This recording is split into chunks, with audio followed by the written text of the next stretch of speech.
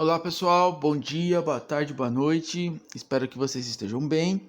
Aqui é o professor Murilo falando e eu tô gravando esse material então para aí, como de costume, fazer a leitura e alguns comentários a respeito dos materiais de apoio que nós estamos estudando essa semana aqui, tá bom? Nós estamos vendo aí sobre o Egito Antigo, né? Então vamos lá. Na última semana, começamos a conhecer um pouco sobre uma civilização fascinante que se desenvolveu no norte da África, na região conhecida como Oriente Próximo, em uma região também conhecida como Crescente Fértil, a civilização egípcia.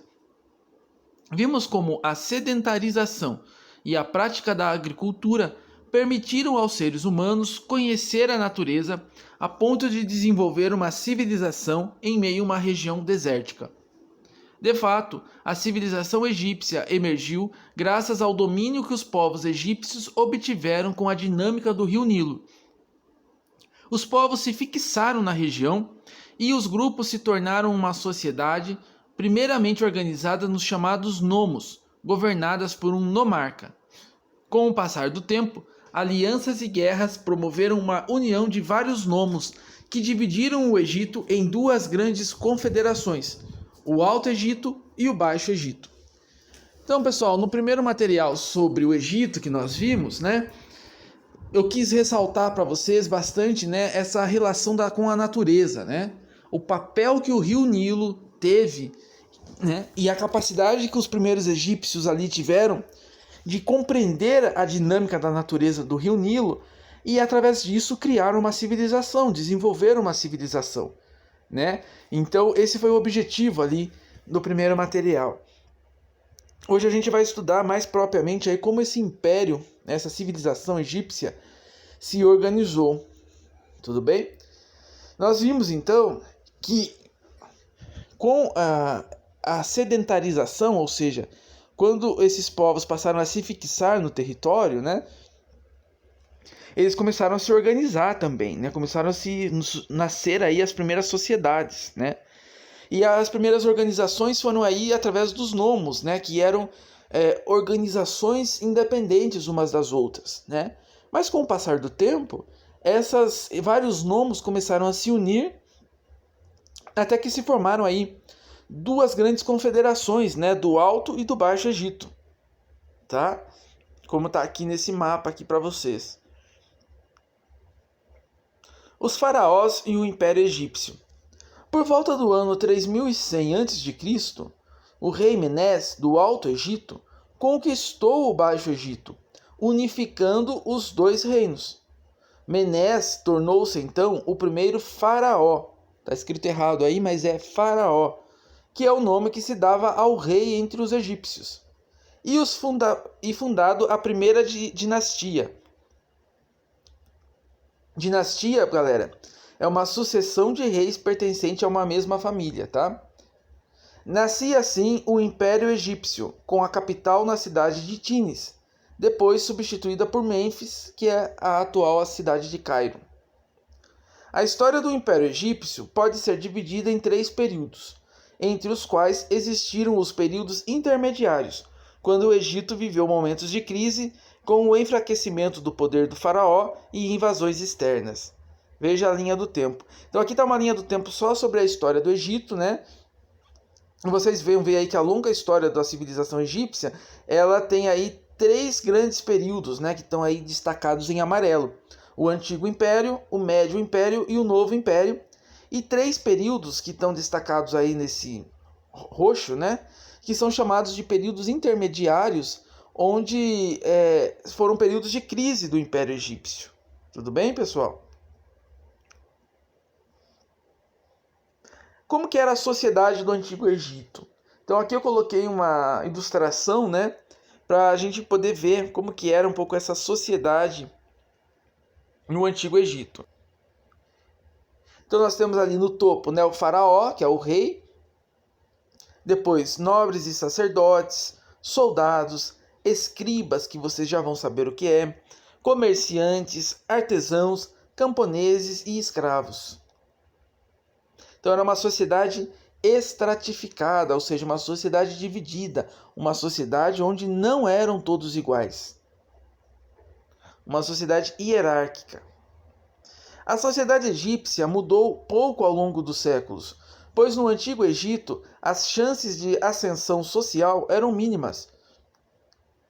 Quase sempre o indivíduo nascia e morria pertencendo ao mesmo grupo social. No Egito Antigo, alguém nascido numa família pobre, por exemplo, mesmo se esforçando, nunca chegaria a ocupar um alto cargo no governo. No Brasil de hoje é assim também? Então aqui eu coloquei essa pergunta para provocar vocês, né? Porque às vezes a gente estuda civilizações muito antigas, né? E parece tudo muito tão distante da gente, né? E a desigualdade, né? A divisão social, ela está presente em todas as sociedades, né? Vamos conhecer um pouquinho a figura do faraó, então.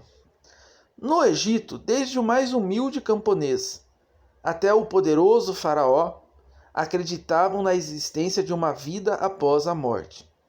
Por isso, vários faraós ordenaram a construção de imensos túmulos, as pirâmides.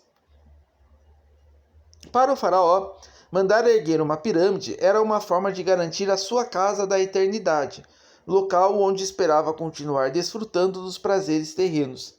Então aqui, pessoal, como a construção das pirâmides, né, as famosas pirâmides do Egito, tão bonitas, né, que são ponto turístico, aí, patrimônio da humanidade, elas tinham uma conotação de religiosidade. Era uma expressão da religiosidade, uma expressão da crença na vida após a morte pela civilização egípcia. Para os egípcios, o faraó era mais do que um ser de origem divina, era o próprio Deus. Ele era o governante máximo, o comandante militar e o juiz supremo do Egito. Além disso, era considerado o dono de todas as terras egípcias. Por isso recebia impostos, pagos em produtos, acumulando assim enorme riqueza. Então olha aí, o faraó, galera, ele era mais do que um rei. Os egípcios consideravam o faraó como um verdadeiro deus, como a reencarnação do Deus na terra. Então ele tinha um poder assim muito grande entre as pessoas, né? Todos ali se reverenciavam em torno dele porque eles acreditavam que o faraó, né, ele incorporava ali um deus para eles. Os faraós construíram para si túmulos magníficos, como por exemplo as pirâmides de Quéops, Quéfren e Miquerinos, edificadas por faraós no Antigo Império que tinham esses nomes e eram parentes. Olha aqui, que uma brincadeira com vocês, né? Um meme de internet, né? Você sabia? Apesar de ainda não se saber tudo sobre as pirâmides, especialistas acreditam que elas foram construídas começando pela base, como na figura 1. Isso porque seria muito mais difícil construí-las começando pelo topo. Aí óbvio, né, pessoal? Esse aqui eu coloquei pra a gente dar uma risada aqui. Imagine tentar construir uma pirâmide pelo topo. Acho que não ia dar muito certo, né? Tá aqui, ó, uma foto, olha que cenário, né? Monumental, né? Ali a representação de um faraó e uma pirâmide ali gigantesca no Egito, né? Quando vocês forem para lá, vocês não deixem de visitar as pirâmides do Egito. Os altos funcionários e os sacerdotes. Entre os altos funcionários do governo egípcio estavam o vizir e o escriba. Ou seja, o vizir e o escriba eram funcionários do governo. O vizir era a maior autoridade do país depois do faraó. Ele comandava a polícia, a justiça e a arrecadação de impostos em todo o império. Os escribas, por sua vez, também ocupavam posição de destaque. Eles trabalhavam para o exército. Para exercer a profissão de escriba, a pessoa precisava estudar desde os 5 anos em uma escola especial, onde aprendia cálculo, leitura e escrita. De posse desses conhecimentos, os escribas controlavam toda a vida econômica do Egito, as áreas cultivadas, os rebanhos, o volume da colheita, os impostos arrecadados, etc. Então o escriba aí, ele tinha um monopólio da escrita, né? Do poder da escrita, e ele funcionava então aí como uma autoridade que controlava toda essa produção econômica, né, do Egito. Então eles tinham uma função muito importante. Já os sacerdotes executavam serviços religiosos e administravam os templos, que geralmente eram muito ricos, graças às oferendas feitas pela população. artesãos, comerciantes e militares. Os artesãos egípcios, carpinteiros, ferreiros, joalheiros, eram conhecidos no mundo antigo. Com a madeira faziam brinquedos, móveis, barcos. Com adobe, que é um tipo de tijolo preparado com argila crua secada ao sol, areia e pedra, construíam casas e palácios.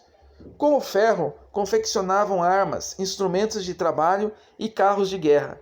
Com o papiro, que era um produto que existia lá, nativo, eles produziam papel e uma variedade de outros objetos. Com os metais, faziam joias e ornamentos. Nos períodos de maior prosperidade, como por exemplo no Novo Império, o comércio interno e externo cresceu, possibilitando o aumento de riquezas dos comerciantes. Com as guerras de conquista durante o Novo Império, os militares do Antigo Egito também conseguiram riqueza e prestígio.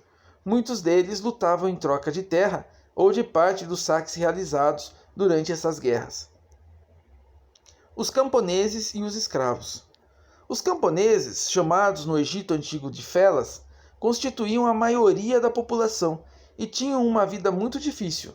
Nas propriedades agrícolas, eles faziam todo tipo de serviço: arar, plantar, colher, abrir canais, construir e consertar. E, em troca, recebiam apenas uma pequena parte do que plantavam. E ainda tinham de pagar um imposto em produto, cereais, que era recolhido aos armazéns do faraó. Além disso, eram obrigados a trabalhar em obras do governo, como cobertura de estradas, limpezas de canais e transporte de pedras, usadas nas construções dos túmulos, templos e palácios. Os escravos eram geralmente prisioneiros de guerra e faziam os trabalhos mais pesados e perigosos em minas pedreiras e nas grandes obras públicas. Então aqui, pessoal, a gente percorreu falando dos camponeses e escravos, artesãos, comerciantes e militares, altos funcionários e sacerdotes, né?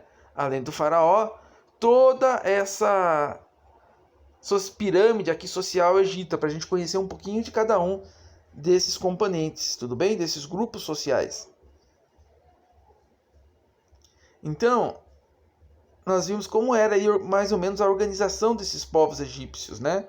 Olha aqui uma figura, né, que mostra aí a cena agrícola em uma pintura mural egípcia, confeccionada essa imagem em 1100 a.C. A religiosidade egípcia. A religiosidade era um traço fundamental da sociedade egípcia.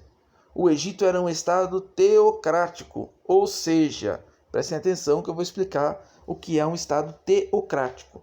Toda a sua organização social e política estava submetida à religiosidade egípcia.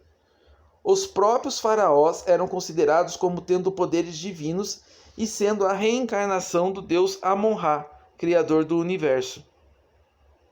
Os egípcios eram politeístas.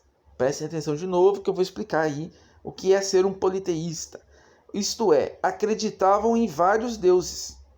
Entre os mais conhecidos estavam Amon-Ra, criador do universo de todos os deuses, Osíris, deusa da vida após a morte, Ísis, irmã e esposa de Osíris, e Horus, o filho deles. Seus deuses eram representados com forma humana, como Osíris, com forma humana e animal, como Horus, que tinha o corpo de homem e cabeça de falcão, ou somente com a forma animal, como Anubis. Tá? Então, olha aqui. O que é uma teocracia, pessoal? É um Estado, tá? Uma organização política e social que tem sua organização toda pautada e submetida pela religião. Certo? E politeísmo, então, são povos que acreditam em vários deuses. Tá? Diferentemente daqueles que acreditam só apenas em um deus, ou apenas em uma figura como ser supremo, sobrenatural. Então, o politeísmo são aqueles povos que acreditam em vários deuses. Os egípcios acreditavam na existência de uma vida após a morte e que toda pessoa, ao morrer, era julgada no tribunal de Osíris. Em caso de absolvição, a alma podia recuperar o corpo ao qual pertencera. Mas, para isso, era necessário que o corpo estivesse conservado. E isso explica por que os egípcios desenvolveram técnicas de mumificação. a múmia era colocada num sarcófago. Este era posto em uma funerária e conduzido até o túmulo. Lá costumavam-se deixar vários objetos, como joias, armas, alimentos, que posteriormente, segundo a crença egípcia, teriam grande utilidade para o morto. Então aqui para vocês entenderem o porquê existiam as múmias, né? A mumificação dos mortos no Egito Antigo. Era para preservar o corpo, né? Na crença que eles tinham de que a alma poderia voltar caso fosse absolvida no julgamento. No túmulo do faraó Tutankhamon, por exemplo, havia um aposento repleto de objetos de luxo, muitos deles feitos de ouro. A tumba de Tutankhamon e o tesouro nela contido foram encontrados intactos em novembro de 1922 pelo arqueólogo inglês Howard Carter. Ele conta que, ao abrir a porta da câmara mortuária, avistou 3 sarcófagos representando Tutankhamon, um dentro do outro, mostrando o belo rosto do faraó coberto com uma máscara de ouro. Então, olha só, havia toda uma preocupação com o morto, né? Isso é muito interessante na religiosidade egípcia. E o faraó, obviamente, tinha um cuidado especial com ele, né? Então aqui, ó, uma representação dos deuses egípcios. Reparem que, como eu falei, né, eles eram representados pela forma humana, pela forma animal ou misto, né, humano e animal. E aqui, galera, as fotos da descoberta do túmulo ali, né, no sarcófago do faraó Tutankhamon. Olha aqui, ele está dentro aí, né, da câmara mortuária, e aqui é a máscara de ouro com qual ele foi, o corpo, né, de fato dele foi coberto. Então aqui essa mumificação, então, reforçando, para preservar o corpo, né, baseado na crença egípcia de que a alma poderia voltar ao corpo caso fosse absolvida no tribunal dos deuses. A arte e os saberes egípcios. A produção artística era predominantemente de inspiração religiosa. Foi para os deuses e para os mortos que os egípcios construíram seus maiores monumentos. Expressando-se por meio da pintura, da escultura e da arquitetura, a grandiosidade da arte egípcia ainda hoje impressiona. As proporções da pirâmide de Quéops, para citar um exemplo, com mais de 146 metros de altura, constitui o mais colossal monumento do mundo antigo. Graças ao trabalho dos artesãos, os templos, as colunas e os túmulos tinham as paredes inteiramente decoradas com hieróglifos. O que é o hieróglifo?